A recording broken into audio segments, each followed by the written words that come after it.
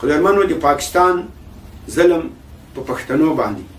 پښتانه تاریخ نه ګوري بس اوس نن سبا پوجانو ته پورته غورځي خوشحالي کوي و واقعا ده چې د 1943 د پاکستان له جوړېدان یو کال وروسته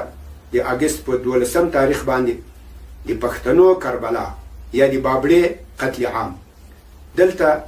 ځینې پښتانه د خپل حقوقو د غوښتنو په خاطر باندې ځکه عبدالقیوم خان په هغه وخت کې د پېښور د صوبه سرحد د دې مسؤل مشر هغه په پښتنو ځینې محدودیتونه ولګول پښتنو مظاهره وکړه د 400 د بابړې په کلي کې چې دې باندې پوجان ورولېږل او په هغه باندې ډزې وکړې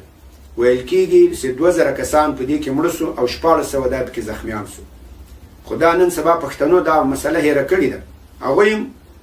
پورته غورځي پوجانو ته زنده باد وایي د بنګلادیش پاکستان فوج ته شکست ورکو او بنګلادیش یې آزاد کو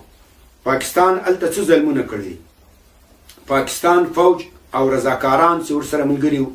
او د البدر په نامه باندې یو تنظیم د الشمس په نامه باندې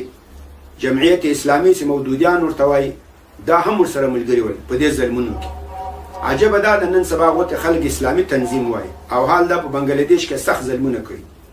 د دوه ظلمونو په نتیجه کې چې تقریبا 9 میاشتې جنگ وسو د بنګالیانو او د آزادۍ خواهانو او د پاکستان د فوج په دې کې تقریبا 3 میلیونه کسان دا شهیدان سو 10 میلیونه